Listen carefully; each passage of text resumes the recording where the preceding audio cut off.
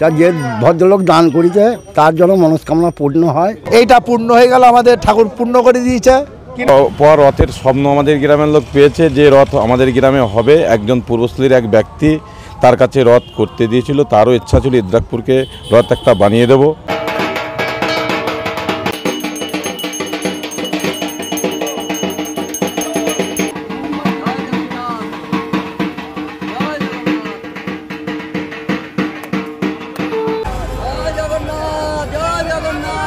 গ্রামের অনেকেই স্বপ্ন দেখেছিল জগন্নাথ দেবের রথযাত্রা উৎসব করার, যেখানে গ্রামের মূল কেন্দ্রে হবে প্রভু জগন্নাথ দেবের রথের পুজো।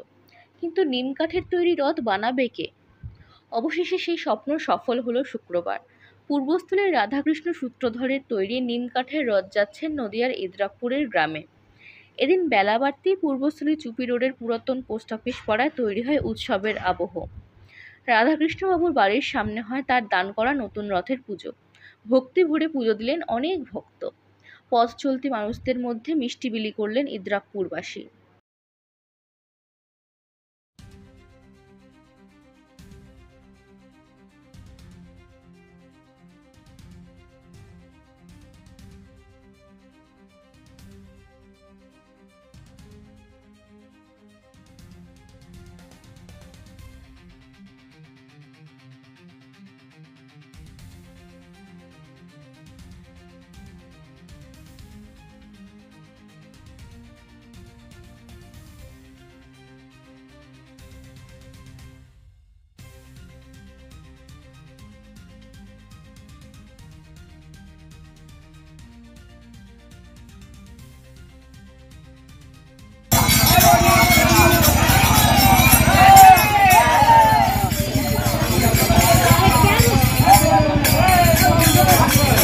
বেলা 10টা নাগাদ হরিনাম সংকীর্তন সহকারে পূর্বস্থলী থেকে নিমকাঠের রথ রশি টেনে নিয়ে যাওয়া হয় ইদ্রাকপুর গ্রামে।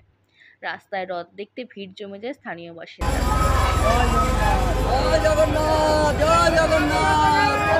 আমাদের গ্রামে রথ তো হয় না, অনেকদিন পর রথের স্বপ্ন আমাদের গ্রামের লোক পেয়েছে, যে রথ আমাদের গ্রামে হবে। একজন পূর্বস্থলীর এক ব্যক্তি তার কাছে রথ করতে দিয়েছিল, তারও ইচ্ছা ছিল ইদ্রাকপুরকে রথ একটা বানিয়ে দেব।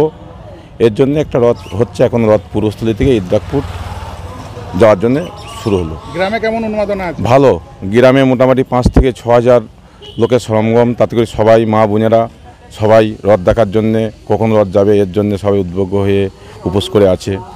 দিনমান হরিনাম সংকীর্তন হবে, রাতে ভোগ হবে, রথে সব কিছুই হবে। মানে এখানে রথের ছাবড়া করা হয়ে গেছে, চাল করা হয়ে গেছে, রথ এখানেই থাকবে। মানে ওই ইদ্রাকপুর বারাড়িতলা, ওটা গাজনতলা বলে একটা বারাড়ি জায়গা, ওইখানেই রথটা থাকবে।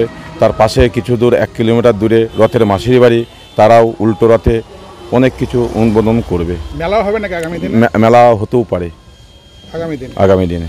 কি নাম আপনার? আমার নাম প্রতাপ ঘোষ। উপোস করে আছেন নাকি? হ্যাঁ, উপোস করে আছি। পুজো দেওয়ার পরে তারপরে প্রসাদ খাবেন? হ্যাঁ, পুজো দেওয়ার পর তার প্রসাদ খাবো।